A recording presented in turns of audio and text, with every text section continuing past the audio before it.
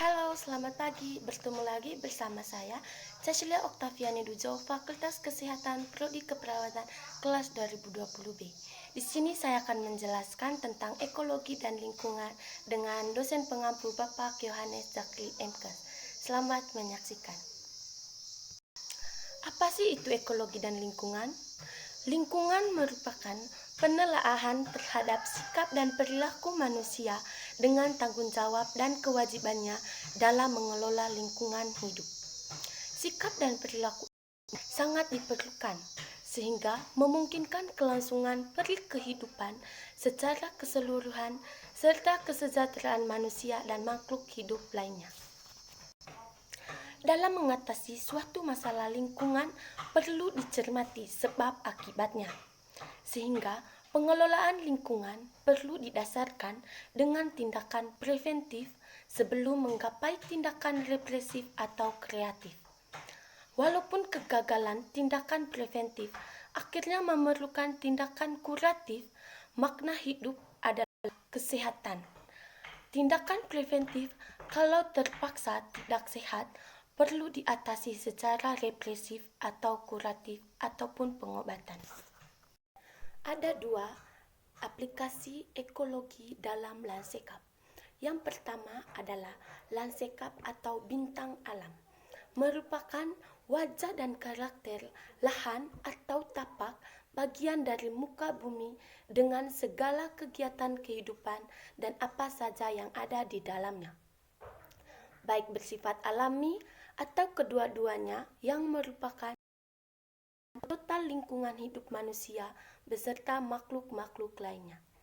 Yang kedua, arsitektur landscape adalah bidang ilmu dan seni yang mempelajari pengaturan ruang dan massa di alam terbuka dengan mengkomposisikan elemen-elemen landscape alami maupun buatan manusia beserta segenap kegiatannya agar tercipta karya lingkungan yang secara fungsional, berguna, dan secara estetis indah, efektif, serasi, seimbang, teratur, dan tertib. Arsitektur landscape meliputi 3 cakupan antara lain. Yang pertama, pengembangan tempat sejarah. Yang kedua, pencemaran, gangguan pemandangan, gangguan suara dan sampah.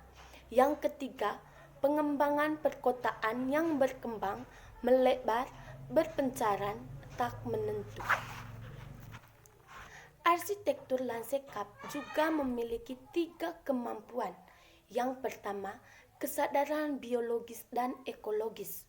Yang kedua, memiliki daya nalar yang tinggi, berwatak dan berjiwa sosial. Yang ketiga, memberikan nasihat dan petunjuk pelaksanaan pembangunan prasarana dan sarana pada umumnya. Yang ketiga, ciri-ciri pengkajian lingkungan. 1. Populasi. Populasi meliputi kumpulan individu-individu organisme di suatu tempat yang memiliki sifat-sifat serupa, mempunyai asal-usul yang sama, dan tidak ada yang menghalangi anggota-anggota individunya untuk berhubungan satu sama lain, mengembangkan keturunan secara bebas. Ada 3 populasi. Yang pertama, pertumbuhan populasi. Yang kedua, kerapatan populasi, ukuran populasi tumbuhan dan hewan di suatu tempat tertentu. Yang ketiga, struktur populasi. 4. Macam-macam penyebaran populasi dan komunitas. Yang pertama, penyebaran teratur atau seragam di mana individu-individu terdapat pada tempat tertentu dalam komunitas.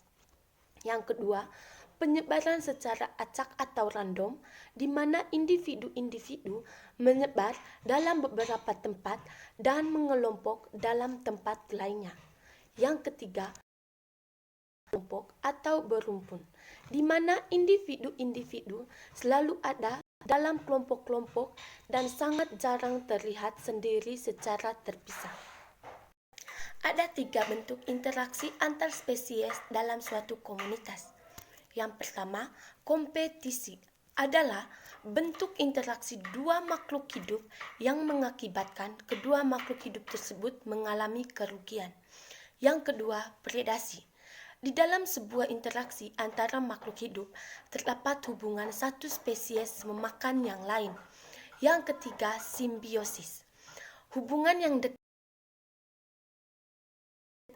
berbeda disebut simbiosis, berarti hidup bersama. Ada 3 interaksi simbiotik. Yang pertama, parasitisme merupakan bentuk interaksi. Ada 3 interaksi simbiotik. Yang pertama, parasitisme, yang merupakan bentuk interaksi yang dapat menyebabkan satu pihak mendapat keuntungan, sedangkan pihak lainnya menderita kerugian. Yang kedua, komensalisme, yang merupakan bentuk interaksi yang menyebabkan satu pihak mendapat keuntungan, sedangkan lainnya tidak berpengaruh atau tidak diuntungkan maupun dirugikan.